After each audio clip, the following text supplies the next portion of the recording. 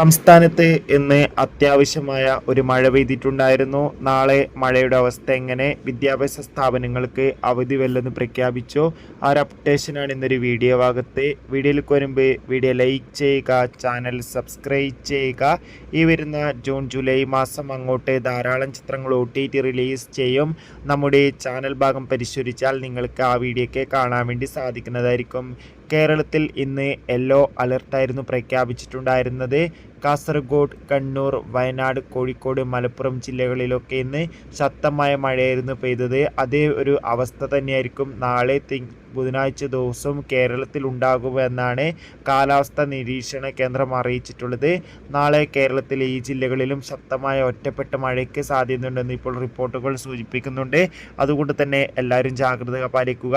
ഇതുവരെ വിദ്യാഭ്യാസ സ്ഥാപനങ്ങൾക്ക് അവധി പ്രഖ്യാപിച്ചിട്ടില്ല. എന്തെങ്കിലും വല്ല അവധി എന്തെങ്കിലും പ്രഖ്യാപിച്ചാൽ ആ അപ്ഡേഷൻ വീഡിയോയിലൂടെ ഉൾപ്പെടുത്തുന്നതായിരിക്കും. കാത്തിരിക്കാം കൂടുതൽ അപ്ഡേഷൻ അറിയാൻ വേണ്ടി.